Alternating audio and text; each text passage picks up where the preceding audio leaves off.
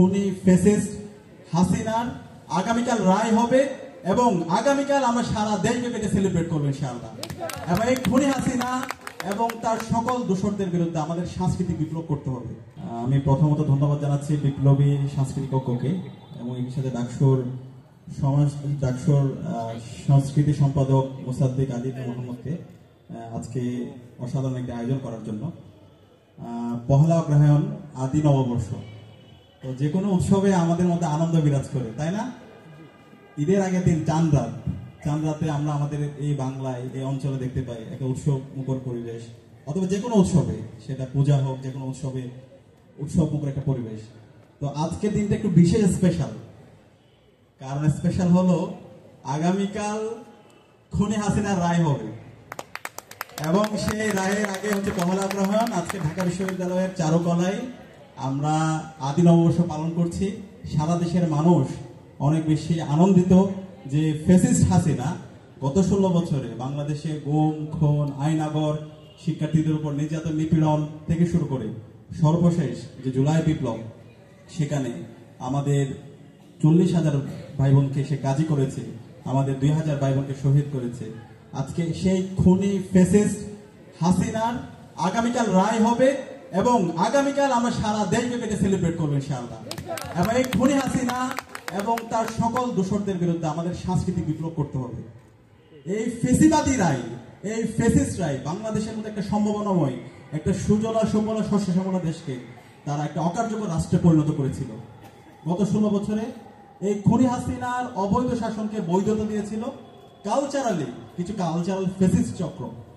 তো এই কারণে আজকের এই আয়োজনটা বিভিন্নভাবে আমাদের কাছে গুরুত্বপূর্ণ। 1 নম্বর গুরুত্বপূর্ণ হচ্ছে এই আয়োজনের মাধ্যমে আমরা আমাদের যে এই অঞ্চলের আমাদের যে মাটি ও মানুষের যে সংস্কৃতি, সেই সংস্কৃতি আমরা ফুটিয়ে তুলেছি।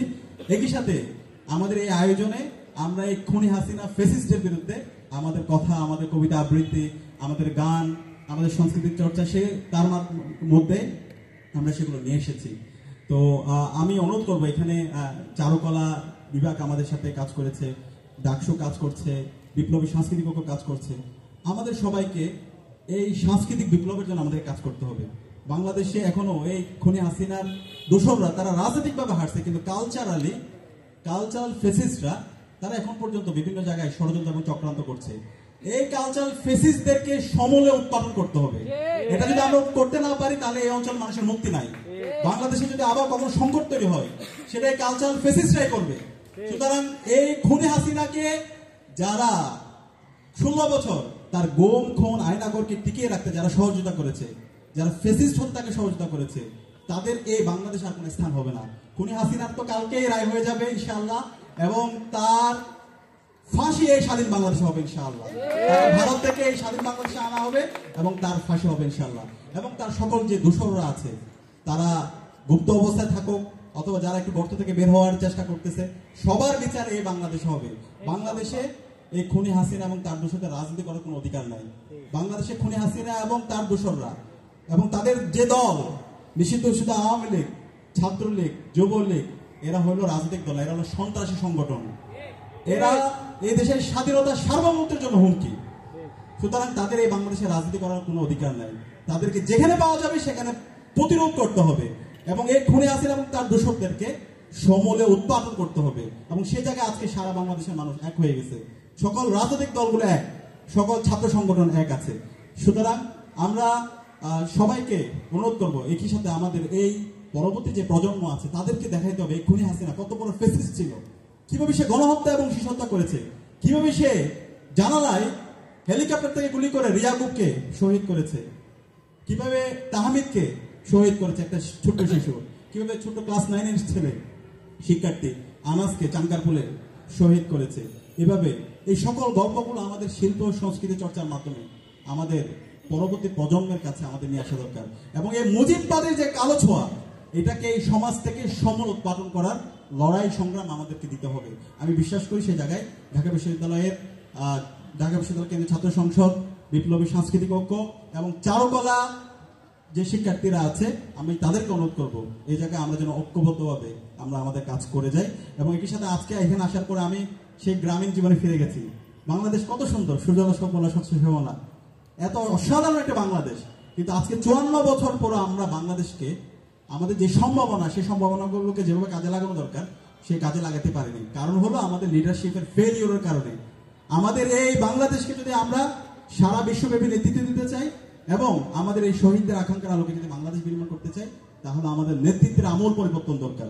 প্রত্যেকটা জায়গায় যে সিস্টেম লসগুলো আছে, যে সিন্ডিকেটগুলো আছে, সেগুলোকে ভেঙে দিতে হবে।